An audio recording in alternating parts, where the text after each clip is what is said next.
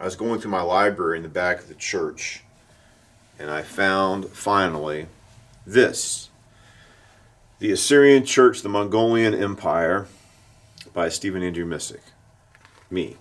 And this was published by the Apostolic Catholic Assyrian Church of the East, Diocese of Australia and New Zealand, by Marmelis. And it says, "We thank the author, Mr. Stephen Andrew Missick, for giving us permission to reprint this article in this booklet, which was originally published in the Journal of Assyrian Academic Studies." So there is a group of Mongolians in Mongolia who have maintained faith to the Church of the East. And I was looking at this book. I talked about this earlier. What I want to do is I'm going to go eventually to Mongolia and give a lecture from this book. And I'm going to reprint these. I'll bring these over there. And I'm going to make a follow-up to this, because this has some, the famous Xi'an, or monument, which is in Chinese and Syriac, Aramaic. We've got an illustration from a Mongolian tomb, Christian stone. But I'd like to include some other things. Now, I was mentioning this book, and what's significant in here was the story of one of their khans or chieftains, and he was out hunting, and this is the Kiryat tribe, and he was lost in this snowstorm. Then a saint, Saint Sargis, Mar Sargis in Syriac, appeared to him and said that if he trusted in Christ, he'd lead him out of this snowstorm, out of this blizzard. Came back to safety, and he dedicated his life to Christ, and this tribe was converted. Has a story in this book. This is Christians in Asia before 1500. Now, when I was doing this research, I found this is very interesting, and I wasn't able to track this article down, but we see here in the back, it says, they mention this, that there were still tribes of Mongolians who were Christians in the Ordos region, and in that area is where they found a lot of these crosses. So that's very significant. But these articles, I was never able to trace them down. They're in French. You can see here, this talks about how, I guess in 1934 and then 1951, my understanding is that they found Mongolian tribes who had maintained faith to Nestorian Christianity, which is kind of amazing because Christianity was widespread and thriving among the Mongols.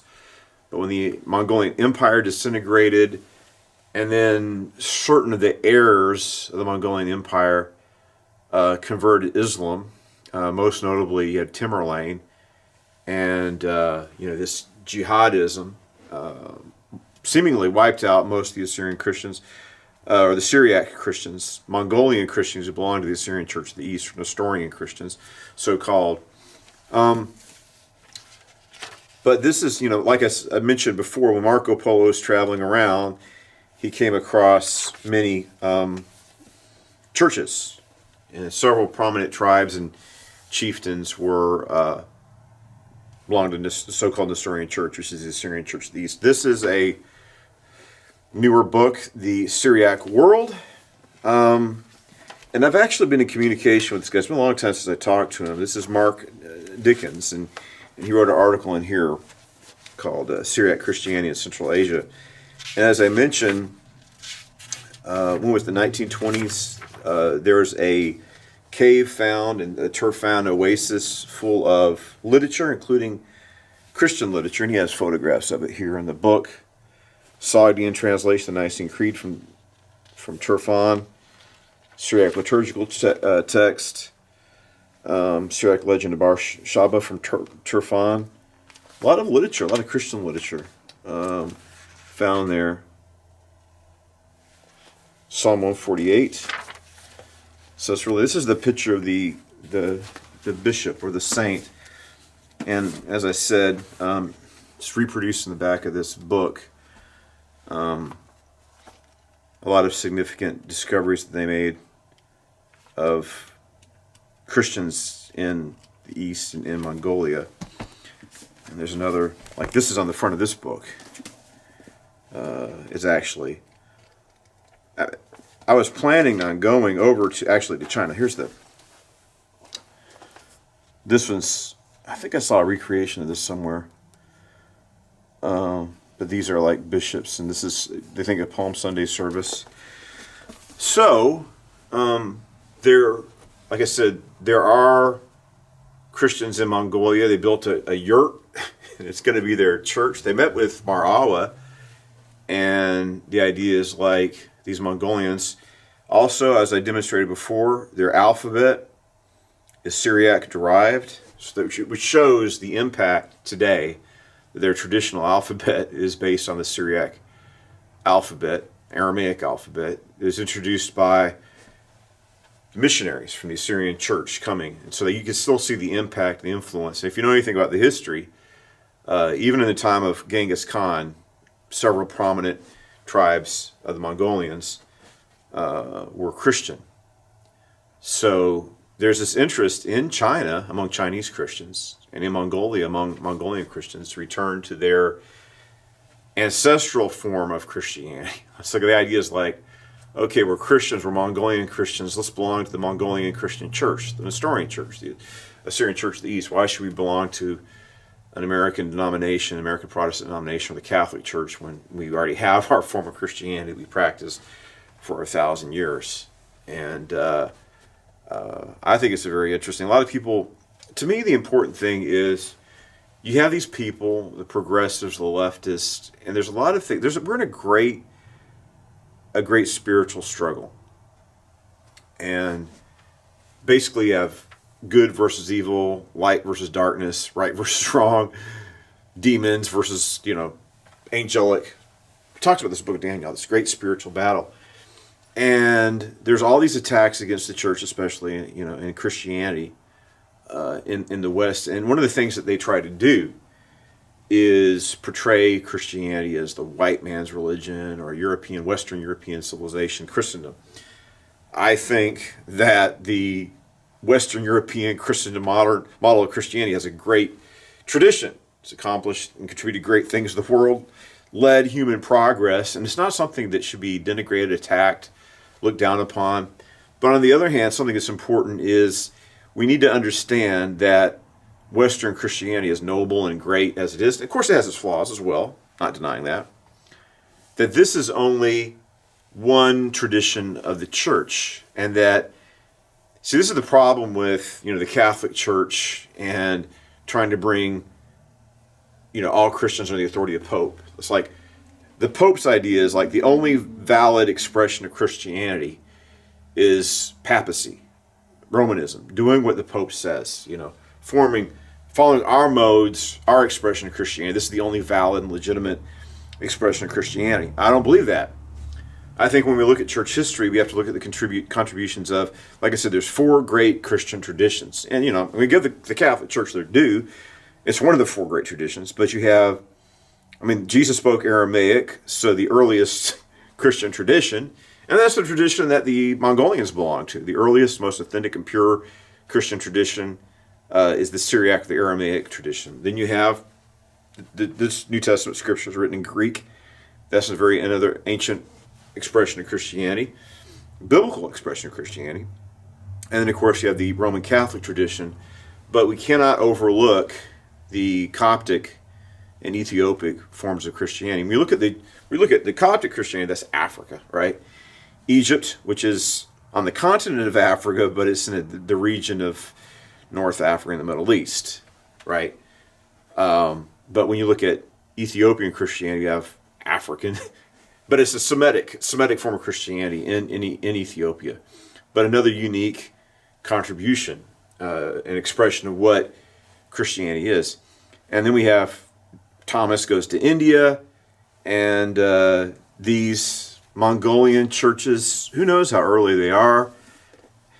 probably as early as the 400, 500s. It's hard to say because, you have the Silk Road and people going up and down the Silk Road trading. But definitely by the 500s. And of course, we have this Chinese monument. And, the history of China and Mongolia, they're just very distinct people, but there is kind of a connection between these civilizations. You have the horsemen of the steppe, right? These nomadic people. And the last dynasty, you see that, that movie, The Last Emperor, came out in the late 80s, I think. That was the Manchu dynasty. And I believe they used the Syriac-derived alphabet. So the last emperor of China was a Mongolian-related tribe. Took over these steppe nomads. The last dynasty of China was Mongolian or related to Mongolian tribe in origin. And I think the Manchu alphabet is also Syriac-derived. So, of course, the Great Wall of China was built to keep the Mongols out, but you couldn't do that, right? So, the Silk Road, since these missionaries, the Assyrian missionaries bringing the light of the gospel to the east, they're going on the Silk Road. And just because you're going to arrive in Mongolia first, right? So the Mongolians are going to be the first to hear the gospel, receive the gospel, and then it trickles into China. But I mean, actually, Alopan in 636, and that monument, it's not just, he's preaching the gospel. He's preaching the gospel before the emperor of China, and we see these texts that they use were used by Christians in that region. And of course, here's in Chinese, Gloria in Excelsis Deo, found it, I guess, in Turfan or Tunhuang. I need to redo all the research on this. It's a very important subject. So, I think when I was first planning on going, I wasn't able to. I was thinking about going to Mongolia as a mission trip of sorts, or a lecture tour, put it that way. It was like, I couldn't find, I had several copies of this, I lost everything. Of course, we had a hurricane, a tree fell through my library. That's part of the problem. But now I found it. So now I got the book that was printed by, and I finally got to meet Marmilis when I went to the inauguration of the Patriarchal Palace in Erbil in Iraq. I was honored to be there and met Mar Awa, met a lot of the bishops I've met in the past. But yeah, I think I know somebody who would help me finance a trip to, but I can't go right now. I remember I was reading all these books about Mongolia. It's just so bitterly cold. Before the communists took over, of course now we're post-communist, but you had basically the Tibetan lamas, Lamistic Buddhism, took over Mongolia.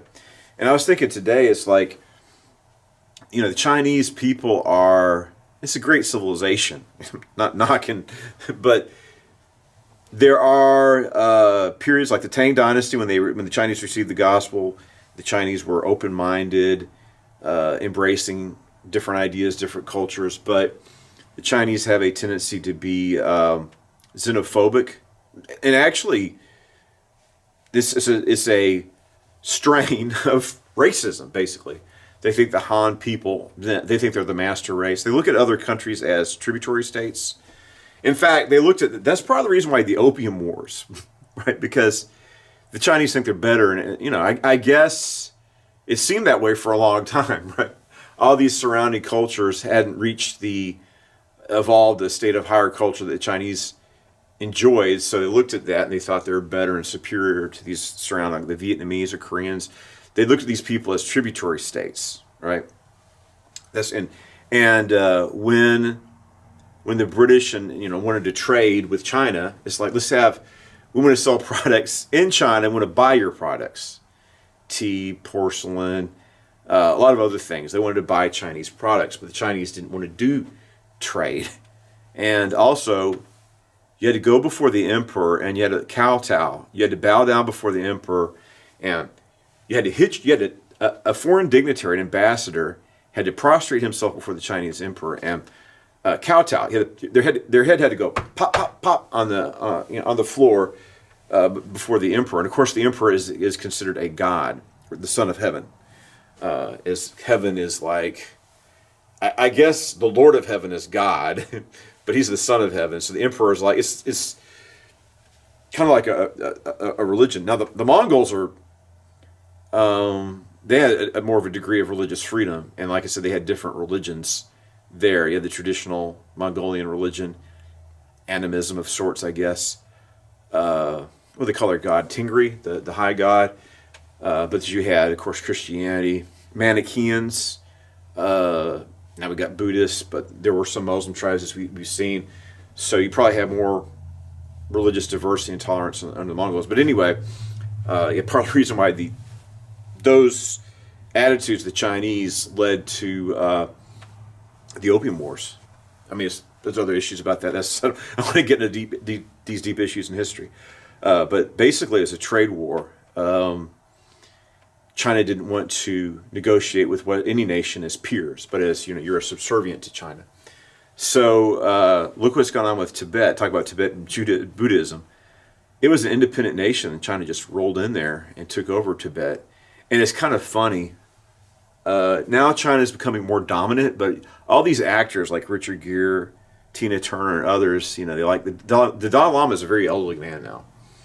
But he's Lamistic Buddhism, which is the dominant form of Buddhism in Mongolia. And that was a big cause back in the 90s. But once China starts having cultural influence, and once, show movies and, in China, then now Hollywood's trying to cater to a Chinese audience, I guess. So you don't have people talking about the Dalai Lama and Tibet. But it's like, why did there is a Mongolia called Inner Mongolia, and it's a Mongolian nation that's part of China now. And China they don't want any other ethnic minority to have any dominance, right?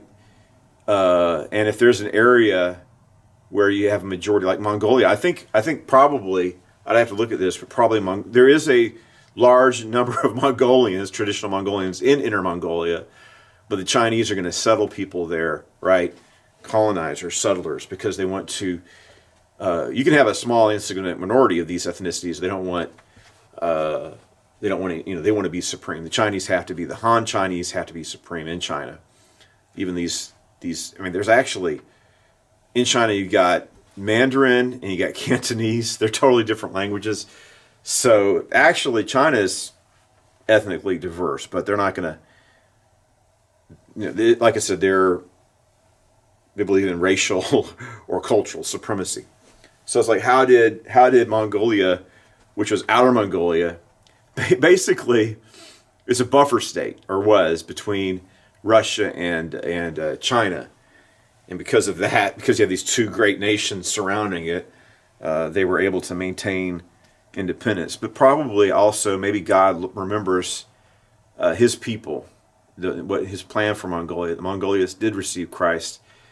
And perhaps because of their commitment to Christ in the past, the Lord has intervened and has decided in His grace to allow the Mongolians to maintain independence and not be subservient. And of course, if China was able, they'd just gobble up Mongolia the way they did Inner Mongolia.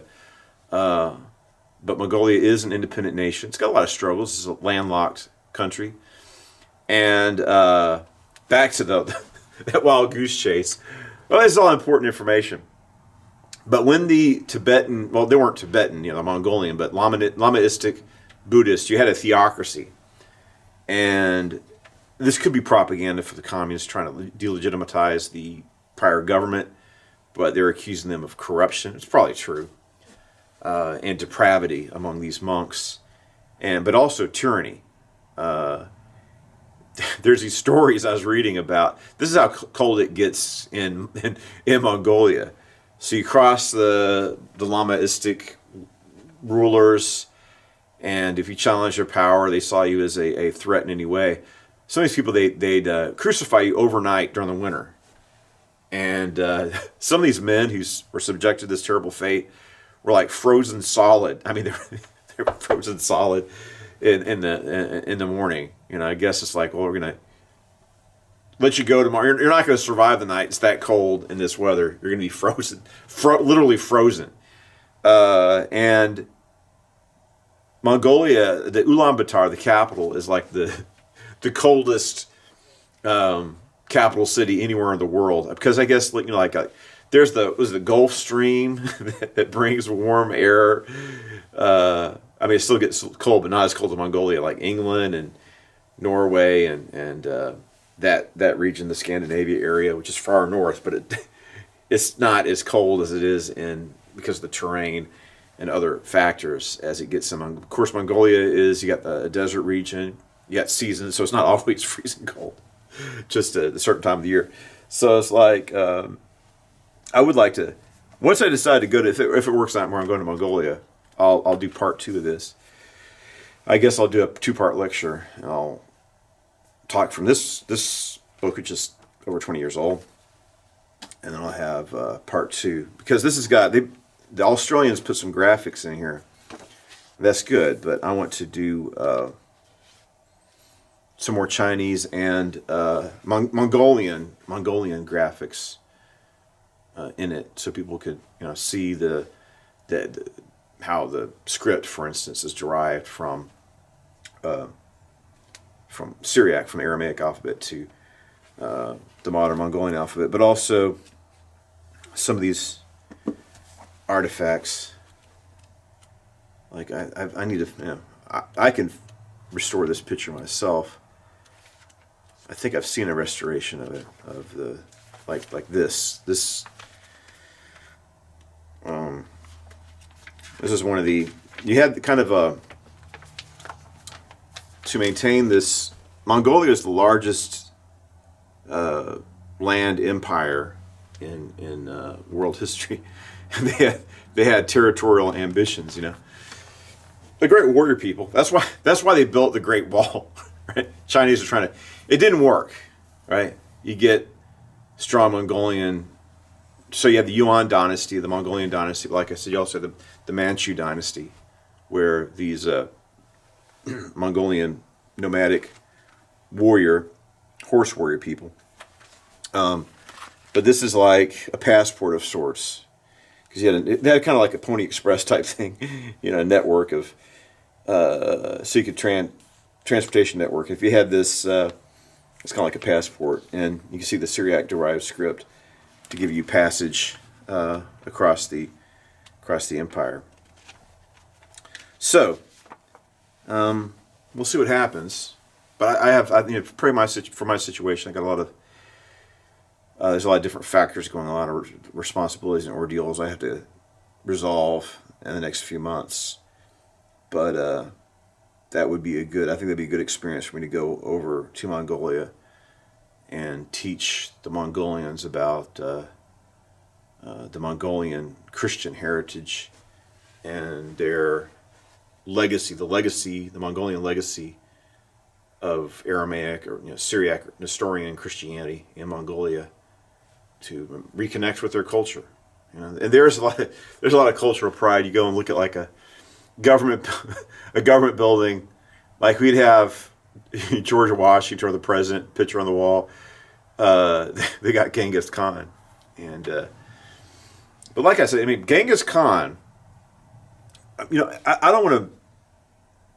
You know, when you talk about this with history, there's a movie. It's a Russian movie called the Golden Horde, and it was about a Russian saint who miraculously, there's one of the Mongolian queens, Queen Mother, actually, the mother of one of the Khans of the Golden Horde. She went blind, or she was sick, and she sent for this saint. And he came in and healed her. And the movie is kind of controversial in the way it portrayed these Mongolians, but it's like, some of that's true, though. You know, I think that you should show perhaps they show the negative aspects of Mongolian culture. I think you should be fair, right? If you're going to show some of the brutality of war and how the Mongolians waged war, but you should also recognize, like I said, Genghis Khan, yes, he did some brutal things, but to be able to, I mean, by the Chinese and other people, I mean, the Mongolians weren't even considered, they're considered barbarians. They weren't considered civilized, you know. They'd be looked down upon as having a low, not all that's true, as we've seen, but that's how it was seen. And they're scattered tribes fighting among themselves, right? Just like there's a lot of similarities between how the Arabs are and how the Mongolians are. I mean, the tents are made differently, and you got two hump camels that are one hump camels. You also have you also have the similarity of just horsemen, like in the American West. You know, there's kind of some cultural affinities, but look at these people, these different tribes, but for man to gather these tribes together and to forge them into a unbeatable military force to create this one empire. I mean, you just got to give them his due, right? But on the other the other hand, you know, you got to. I do it in this. Maybe I should be careful how I word it, but it's like, you know, some of the brutality and the atrocities committed by the Mongolians back then. I saw this. I had this article showing, you know, they went into a town. They're taking all the pretty girls, right, to bring before the Khan, and they like stabbed all these girls through the hand, and they ran a rope and have like, I don't know, 6 or 7 girls with a rope through their hand, dragging them around. You know. Things like that happen, right? So we need to be honest about history, but it's like, well, there's also, that doesn't define everything. I mean, that's the problem we have in America right now, historical revisionism. I think when you look at these societies, you look at them in their totality, right? You know, and like I said, I mean, people acknowledge that Alexander the Great was somebody who changed, and the Church Fathers talk about Alexander the Great too. Alexander the Great established peace. He created and the Romans after him, you know, they built roads, a network, spread Greek culture. So you had the language of Greece, which is used to spread the gospel. But Alexander the Great, he committed a lot of atrocities too. The Romans, I mean, just look at the gladiatorial combat and other things they did. The Romans had noble qualities, but things, I mean, they're great engineers, but I mean, the Romans were pretty barbaric and cruel too, you know, but we recognize, look at Cicero, all these great thinkers. But that's what I'm saying, that's how we should look at Mongolia, right? Where, just like Rome, you can look at Rome, you can admire sophistication, you know, like the ideas of a republic, which influenced us. But what do you do about, you know, you got orgies, you got slavery, you got just depravity, you have, you know, people being entertained by watching people kill each other, being forced to kill each other, and you got crowds of people watching gore and you know, it's just oppressive forces. So as we look at Alexander the Great, as we look at the Romans, we should also look at the Mongolian civilization, you know, where it has noble qualities. But, you know, we shouldn't ignore the atrocities either. It's just, but I think that's why we need the gospel, right? Jesus Christ, to bring us to a higher standard of morality. But a lot of these warrior tribes were Christian, and they went out with the banner of the cross. And this is kind of interesting. They have in here, you have this is a Mongolian, the failed invasion of Japan. You had the monsoon came in, kamikaze is what they call it, and this is a Mongolian. The Mongolians were wiped out in this shipwreck on the coast of Japan, and this is a Mongolian warrior's helmet, and he had a cross inscribed showing his Christian identity on his helmet. So perhaps the Mongolians will return to Christ once again. And perhaps, as they did in the past, when they were very Christian, right?